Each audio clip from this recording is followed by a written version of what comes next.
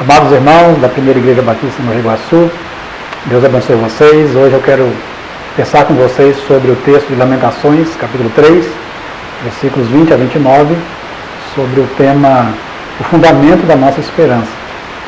Nesses momentos difíceis que nós estamos vivendo, nós precisamos ter a nossa esperança renovada. Eu vou ler o texto que diz assim: minha alma continuamente se lembra disso e se abate dentro de mim. Quero trazer à memória o que me pode dar esperança. As misericórdias do Senhor são a causa de não sermos consumidos, porque as suas misericórdias não têm fim. Renovam-se a cada manhã. Grande é a tua fidelidade. A minha porção é o Senhor, diz a minha alma, portanto esperarei nele. O Senhor é bom para aqueles que esperam nele, para aqueles que o buscam.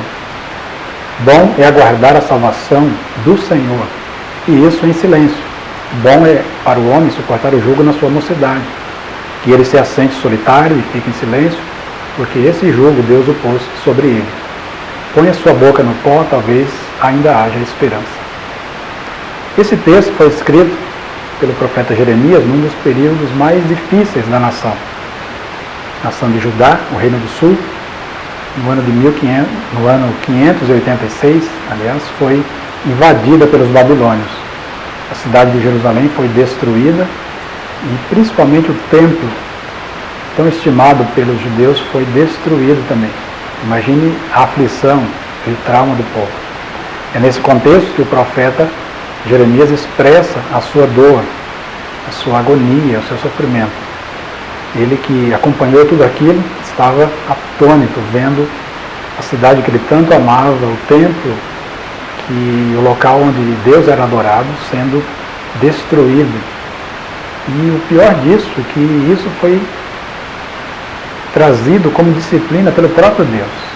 O profeta Jeremias advertiu o povo de que isso iria acontecer caso o povo não se arrependesse. Por causa da idolatria, da impenitência do povo, o Senhor então enviou essa nação pagã como vara da sua ira para punir o seu próprio povo. Então Jeremias ele relata a sua dor e a sua angústia, o seu sofrimento de ter passado por tudo isso. A Bíblia diz, por exemplo, em Lamentações, Jeremias 1,16, é por isso que eu estou chorando, diz Jeremias. Eu estou me desmanchando em lágrimas. O meu Consolador está longe de mim. Só Ele poderia restaurar o meu espírito. Não há esperança para os meus filhos, porque o inimigo prevaleceu. Essa era a sensação de Jeremias. Impotência, fraqueza, solidão. Parecia que Deus estava distante, estava longe, o povo estava sofrendo, a nação estava arrasada, uma angústia invadiu seu coração. No capítulo 2, por exemplo, ele diz assim, na Bíblia Viva diz assim: já chorei tanto que não tenho mais lágrimas. A minha alma está atormentada e o meu coração está apertado de dor, vendo a desgraça que aconteceu com o meu povo. As crianças e bebês desfalecem pelas ruas da cidade. Eles pedem às suas mães chorando: onde está o pão e o vinho? Eles desfalecem pelas ruas da cidade, como os feridos, derramam a sua alma nos braços de suas mães. Ah, Jerusalém, que posso dizer a seu favor? Com que posso compará-la? Com quem assemelharei para consolá-la? É impossível, nunca houve no mundo um sofrimento igual ao seu. A sua desgraça é tão grande que o mar, como o mar, quem poderá socorrê-la? Lamentações 2, de 13, de 11 a 13. Mais adiante, Jeremias diz assim: eu sou o homem que viu a aflição trazida pela vara da sua ira, se referindo a Deus. Veja que Jeremias ele está colocando a sua alma, a sua angústia diante do Senhor. Por isso o texto diz lamentação, lamentações de Jeremias. Lamentações são textos, são orações que nós colocamos diante do Senhor. Trazer o seu lamento, a sua angústia, a sua aflição, a sua dor. Isso é perfeitamente possível. Nós temos nos Salmos, por exemplo, muitos salmos são salmos de lamento, onde o salmista expressa a sua dor, a sua angústia, a sua aflição. apesar de tudo isso que ele estava passando, a pergunta é, será que existe esperança no meio da dor?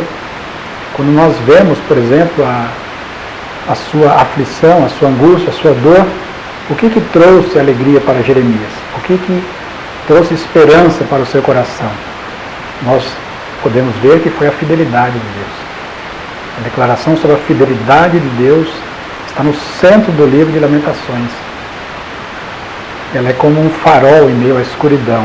Está afirmando que Deus sempre cumpre a sua promessa, que aquele momento era um momento difícil, um momento de disciplina, um momento que Deus estava manifestando a sua ira sobre o seu próprio povo amado, disciplinando o seu povo, mas visava a restauração do povo.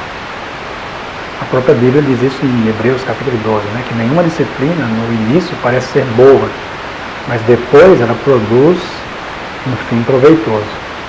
Então, diante do medo, do pavor, da incerteza com relação ao futuro, diante de um momento de dor, de angústia, Jeremias olhou para Deus.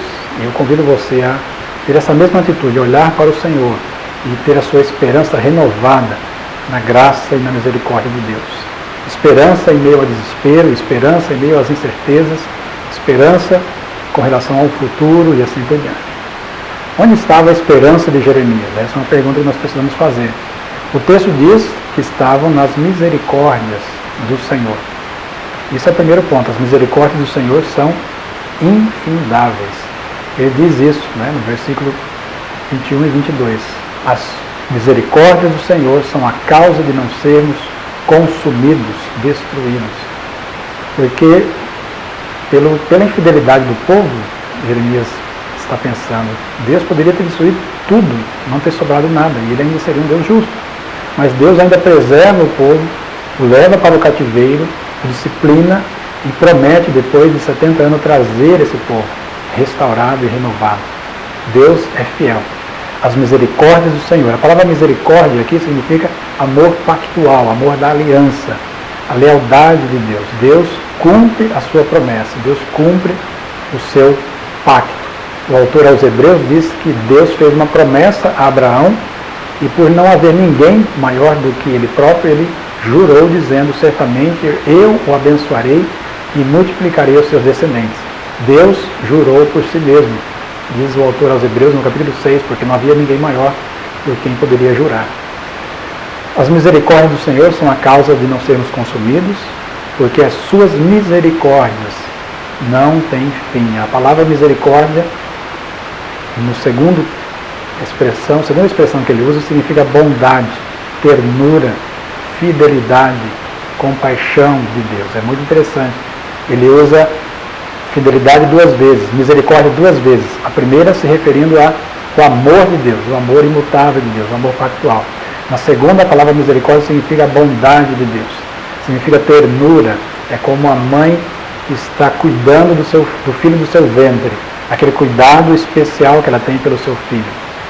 Há um texto em Malaquias 3, versículo 6, que diz assim, porque eu, Senhor, não mudo, por isso vocês não são destruídos. Deus é fiel. Apesar da infidelidade do povo, Deus continua amando o povo. E a própria expressão da ira de Deus também é um sinal da sua graça. Isaías 43, por exemplo, diz assim, vocês são minhas testemunhas, diz o Senhor, o meu servo a quem escolhi, para que saibais e me creiais e entendais que eu sou o mesmo que antes de mim, nenhum Deus se formou e depois de mim nenhum haverá. Eu sou o Senhor e fora de mim não há Salvador. Antes que houvesse dia, eu era, e nenhum há que possa livrar da minha mão, agindo eu, quem impedirá. Não há ninguém que possa livrar alguém da minha mão, agindo eu, quem impedirá. Deus eterno, imutável e Deus misericordioso. Em segundo lugar, Jeremias diz assim, que as misericórdias do Senhor se renovam a cada manhã. Se renovam a cada manhã. É muito interessante essa expressão, porque em meio às provações, nós temos essa promessa de que as misericórdias de Deus a cada dia se renovam a nosso favor. Jeremias 31:3 diz assim, com amor eterno eu te amei, com misericórdia, com amor pactual eu te atraí. É muito interessante notarmos Isaías 49, por exemplo, que diz assim, Acaso pode uma mulher esquecer-se do filho que ainda mama, de sorte que não se compadeça do filho do seu ventre? Mas, ainda que esta viesse a se esquecer dele, eu, todavia, não me esquecerei de ti. Jamais me esquecerei de ti. Jeremias diz também, em terceiro lugar, que a fidelidade de Deus é grande. Grande é a tua fidelidade. Jeremias coloca a sua fé na misericórdia de Deus, na bondade de Deus e na fidelidade de Deus. Quando nós olhamos para essa palavra, fidelidade, nós podemos estar tranquilos e confiar nesse atributo de Deus. Deus, Ele é fiel, Ele sempre é fiel. Nas nossas provações, nas nossas limitações, nas nossas lutas. Por exemplo, no Salmo 119, versículo 75, diz assim: bem sei ao Senhor que os teus juízos são justos e que com a tua fidelidade me afligiste. Até mesmo quando Deus permite situações adversas na nossa vida, é por causa da sua fidelidade, é por causa da sua graça. 1 Coríntios 10, 13, o apóstolo Paulo diz que Deus é fiel, não permitirá que sejamos tentados além do que possamos suportar, mas juntamente com as tentações, provações, Ele vai dar um escape, vai dar uma maneira de nós sairmos dessa situação. Essa fidelidade de Deus é um atributo imutável de Deus. Deus é sempre fiel. O apóstolo Paulo fala isso em 2 Timóteo 2, de 11 a 13. Se morrermos com Ele, também viveremos com Ele. Se perseverarmos, também com Ele reinaremos. Se o negarmos, Ele por sua vez nos negará. Mas se formos infiéis, Ele permanece fiel, porque não pode negar-se a si mesmo. Lembre-se, Deus está com você. Deus vai cuidar de você, da sua família. Deus é fiel. Ele promete e Ele cumpre a sua promessa. A Bíblia diz, por exemplo, em Filipenses 4, 19 e 20, que o meu Deus, segundo a sua riqueza em glória, há de suprir em Cristo Jesus cada uma das suas necessidades. Ora, ao nosso Deus e Pai seja glória pelos séculos dos séculos. Você lembra daquele hino, Tu és fiel, Senhor? O título original desse hino é Grande é a tua fidelidade. A gente canta um hino tão maravilhoso. Tu és fiel, Senhor, Tu és fiel, Senhor. A letra desse hino, no seu original, diz assim: grande é a tua fidelidade, ó Deus, meu Pai. Não há escuridão em ti. Tu não mudas, tua compaixão não falha, assim como eras, tu sempre será. E o coro diz: grande é a tua fidelidade, grande é a tua fidelidade. Manhã após manhã eu vejo novas misericórdias. Tudo o que eu precisei, tuas mãos providenciaram. Grande é a tua fidelidade, Senhor, para comigo. E por último, nós podemos ver aqui nesse texto que Deus é a nossa herança, é a nossa maior esperança. O texto diz assim que o Senhor é a porção da minha herança, por isso esperarei nele. Jeremias diz: eu quero trazer a memória que me dá esperança. E o que lhe dá esperança?